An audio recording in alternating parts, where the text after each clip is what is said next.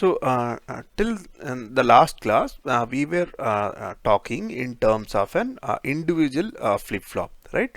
So individual flip-flop, a single flip-flop can handle only a single bit, right? Whereas when we design an microprocessor or an CPU or a microcontroller, whatever it is, then or a memory, when we speak of memory, then it is not a single bit.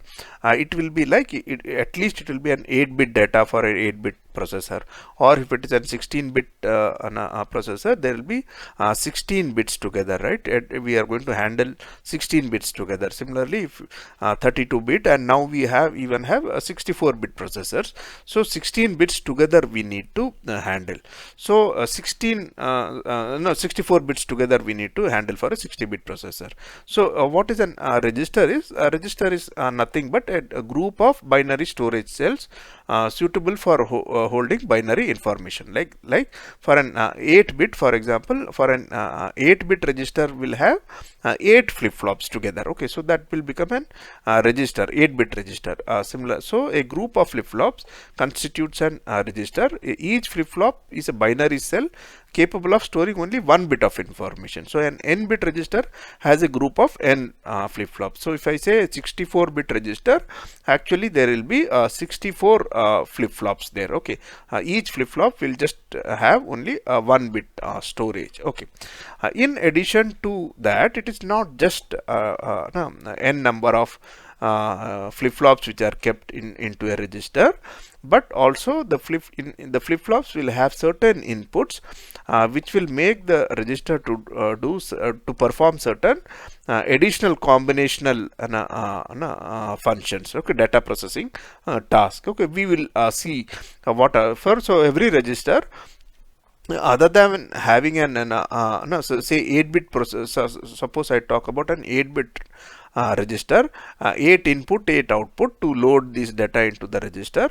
Apart from that, there will be certain other pins also, like load data, write data, right, and also clock and other signals. Okay, shift data. So those kind of tasks also can be done by a register, which we are going to learn now. Now, suppose I haven't. We are going to learn in terms of an 4-bit register, but you can expand this philosophy for 8-bit, 16-bit, 32-bit, or 64 also. Now, so this is a simple way of having and making an 4-bit register. I have 4 flip-flops, so I'll have 4 input pins and 4 output pins. So whenever the clock signal is going high, so this 4-bit data, input data, will be captured into the D flip-flop, right? So these are flip-flops. Remember, they are on a clock. So during the positive edge of the clock, okay, only during the positive edge of the clock, whatever is the input available here, that will become as that will get reflected as an output, and then subsequently after that edge, whatever is the data, it will continue to retain that data till the next clock edge is available, right? So this is a storage element, like in the case of flip-flop. So this data, the 4-bit data, will be captured into this register. Now this will be called as a register. So this 4-bit input data will be captured into the 4-bit register during the positive edge of the clock. So this is known as parallel transfer. So we are transferring the data parallelly. Okay, so you can have a series also. That is why here we are doing it in a parallel manner. So that is why this is known as parallel transfer, right? Now here it is parallel load. Parallel load means first of all we are using an SR flip-flop here. Okay, and another thing is over and above the clock we are also using one load command. So whenever the load signal is going high, only then this data will be sent into the flip-flop, right? Not only clock, there are 2 now enable signals are required. One is the edge of the clock, the second one is the load signal. So if you see, this is buffer, not an inverter. So whenever the load signal is high, all these AND gates, so all these AND gates, they will be enabled. Now since this is SR flip-flop, so you have I here. So you have I bar here, so reset. So if I is 0, set will be 0, reset will be 1, so this will become 0 finally. And if I is 1, set will be 1, reset will be 0 here, right? But for that to happen, the load signal also has to be high. So this is how you have an extra controlled signal. So these types of extra controls are very necessary when we design complex circuits. So we'll see some applications of these registers in the next class, and then we'll understand why these load signals are all important. Okay, time being, we'll just understand that the load signal also requires to be high for this input to be fed into these flip-flops. Obviously, not only that, since it is an clock, the clock edge is also important here. Since you have used an inverter here, during the negative edge of the clock only the data will be loaded into these flip-flops. We have used that an inverted clock. You can use a positive clock also here, doesn't matter. Okay, so accordingly, if the inverter is not here, during the positive edge of the clock, data will be loaded into this register. And since I have used an inverter here, so during the negative edge of the clock, this data I1, I2, I3, I4 will be loaded into this register, again provided the load signal is high. If the load signal is low, right, so then all this will be 0 here, then all these flip-flops will go into 0 state. Okay, so that is also you got to know. So if I put a 0 here, right, now all the signals will be 0 here. These flip-flops will continuously remain 0. And even if the load, that is like when you want to disable this entire thing, I can put a load equal to 0 here. If I put a load equal to 0 here, any input will not be reflected at the output. So this is kind of control, right? So whenever this control is going high, only then the inputs will be slaved. If I put it at 0, all the flip-flops will get an input as 0 in the first clock, and then it will continue to remain 0. And also in between, whenever we want this all to be reset, I can use an clear. Now if you see here, these are all this is all active low clear signals. So whenever this signal goes low here, right, clear signal goes high, there will be low here, so all the low will be applied. So again in that case also all the flip-flops will be set to 0. So apart from this input and output pins, you have the clock pin, you have the clear pin, and the load signal. So that gives us the flexibility to design various sequential circuits. Okay, we'll see some examples in the next class, so that will become clear how we are going to use these pins for various purpose, right? Now this is another we using D flip-flops and the reset pin. Okay, so I have I0 connected to I1, I2, I3 here. So whenever the clock is going high, the input will be reflected in the output. And whenever I give a clear signal, now if you see here, reset is bar here. So whenever the clear signal goes low here, all will be reset to 0. So this is another way of parallel loading of an 4-bit register. Okay. Now this is again slightly different configuration. So you will see, we will see what is the difference out here. Now if you see here, suppose the load signal is low out here, right? Let's take a signal, load signal is high out here. If it is high, this will be low, right, and this will be high here. So this will be low out here. Low means this AND gate will be disabled, the bottom AND gate will be enabled. So again this is given here. So all the top AND gates will be disabled for each of these D flip-flops, and the bottom AND gates will be enabled whenever the load signal is high. Okay, so what happens if the bottom AND gates are enabled? If you see here, D will be available here, right? So D0 is available here, D1 is available here, D2 is available here, D3 is available here. So when the clock is going high, whatever is D0, D1, D2, D3, that will get captured as Q0, Q1, Q2, Q3. Okay, whenever that load signal is high. Now if the load signal is 0 here, I will have 1 here and 0 here. So if I have 0 here, all the bottom 4 AND gates will be disabled, and the top gate will be enabled. If the top gate is enabled, what happens? If you see here, this Q0 is given here, right? So Q0 is available here, so Q1 is available here, so Q2 is available here, Q3 is available here. So when the clock is going high, the same data is fed back here, so this will retain the previous value as it is. Okay, so now you see, now with this particular circuit, we are able to make one more functionality, right? What is the functionality here? If the load signal is 0, this previous signal itself will be here, whatever was the previous state, that it will continue to remain that. Okay, whereas here we saw in this particular case, if the load signal is 0, all of them will go to 0 when the clock is going high, right? Whereas here that doesn't happen. Okay, because when the load signal is 0 here, this AND gates on the top is activated, and we are giving a feedback from the output of the flip-flop to the input of the flip-flop. So the previous state will be retained. So whenever I require this data to be captured into these flip-flops, I give a load signal high, and then the moment I give the load signal high, the data will not be available here. Again, it will wait for the clock edge. So during the positive edge of the clock, and if the load signal is high, in that case all D0, D1, D2, D3 will get reflected towards in the output.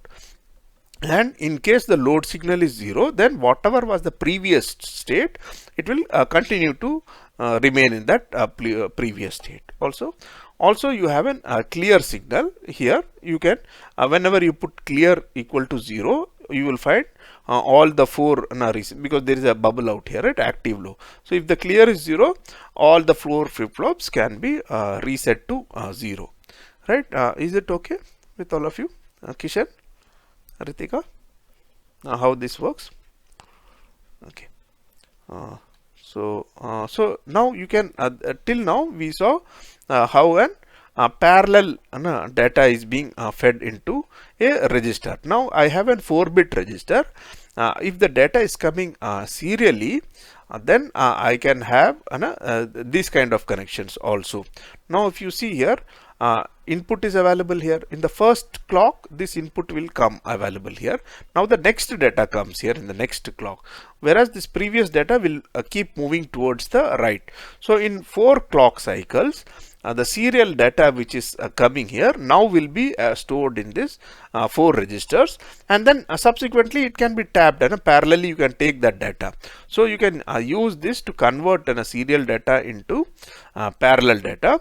So that is the case many times when we are communicating from one PC to other, and things like that. And what do? We keep sending serial data. So those serial data will be captured in a register like this, and after, if it's a 4-bit data, I have 4 registers. After 4 clock cycles, that data will be available here. Now parallelly I can take that data. So this is known as series loading of a register, or it is known as a shift register also, because we are shifting the data from one flip-flop to other. So that is the reason we call it as shift register. Okay. Now you have this particular circuit which does a lot of functions. Okay. Now what function it does, that can be decided by these 2 control bits, right? So now first take a condition, S0 is 0 and S1 is 1. What happens, right? If both are let's take 0 0, right? If it is 0 0, what happens? Now if you see here, this is a multiplexer, right? So this line will be connected to the output. So if you find this line which is coming here, it is connected here. This line which is coming from here, it is connected here. From here, A2 is connected to 0. From A1, it is connected to 0. So if I give S0 is equal to 0 and S1 is equal to 0, and whenever the clock signal comes, okay, whatever was the previous data, it will continue to hold the same data. Okay, so there will be no change in the output. Even if the input has changed, it won't get captured out here, right? So that is one functionality. Now let us take a case of S1 is 0, S0 is 1. So 1 will be activated, right? All the pins in this is a mux, right? So for this mux we studied in the few weeks back, right? When you are for 0 0 0 will get connected to the output, for 0 1 1 will get connected to the output, for input 1 0 2 will get connected, for 1 1 3 will get connected. Now I am giving an input of 0 1 here, so 1 is going to get connected. Now if I give it as 0 1, you will find here this 1 is available here. So this is the serial input which is coming from here, and that gets loaded into this register here, right? Now in the next, what about here? If you see here, right, so this is given here to the 1. That means whatever was the previous data, okay, that will get loaded from here. This data will come here, right? From here this data, right, this is coming from here, and it is from 1 it will come here. That means the data from here to here it will move.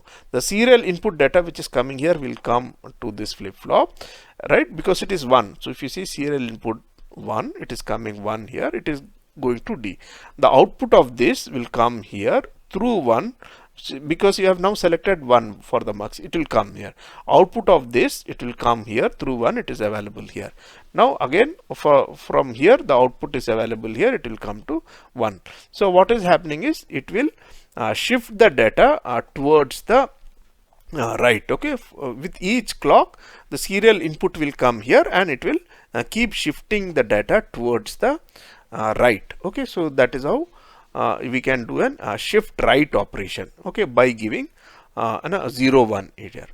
Similarly, if I give an 1 0, right, if I give an 1 0 input, this is 1, then the 2 will be activated, right? If you see what happens if 2 is activated, what is this line coming from? This line is coming from this flip flop. From here it is coming to 2. So the data is now going to shift from here. This data is going to come here. From here the data is going to come here. From here the data, because if you see all the 2 lines will be connected to the mux output, right? This 2 is going to get connected. This 2 is coming, if you see here, this 2 is coming from this flip flop, and 2 in this case is coming from this flip flop. So now this flip flop output data will come here, right, through 2, it will go to this. So now I can do an shift left operation. So if you see, it is one register, but I have got 2 control signals, and because of these 2 control signals I can do several functions. So 0 0 means previous data is being held, 0 1 means shift right, and 1 0 means shift left it is doing. And what about 1 1? If I say 1 1, then this line will be activated, all the 3. That means I1, I2, I3, the parallel input which is available, that gets loaded into this shift register. So this is known as universal register here. Now it can do several things. First, it can receive serial input, right? It can receive serial input, and it can store 4 inputs will come. With each clock cycle it will get loaded here. The input can come from left, or it can come from right also. The data can be shifted towards left or right. Parallelly also it can be done here. So I can do serial to parallel conversion, and also parallel to serial conversion. Suppose I have a data which is coming here. Okay, I have loaded it here. And now after loading it, for loading it I will put 1 1 here. So now all the data. Now I want to take the serial output from here. Then I can do serial write operation, right? If I do serial write operation, that data will start coming out from here, right? If I take output from here, so I can take an parallel input and I can move it out. Similarly, I can from parallel to serial, serial to parallel, all those conversions can be done using this. So this is known as a universal shift register. Okay, now let me go back one slide. So this shifting operation, it is a very useful operation, right? So for example, say it is 0 0 1 0. Okay, it means it is 2. If I shift it towards the right, what would it become? 0 0 0 1, that is 1. That is, it is like division by 2. right? Okay. Similarly, if it is 0 0 1 0, if I shift it towards the left, so it will become 0 1 0 0, right? So that is 4, that is multiplication by 2. So if you see here, using shift registers, many a times the multiplication and division process becomes very simple. So that is the input. So we'll see some applications in the next class. So you can understand that the shift property is very useful property. Shift left and shift right, we can do multiplication and division also using that, right? This is another application. This is small application of registers which we'll discuss today.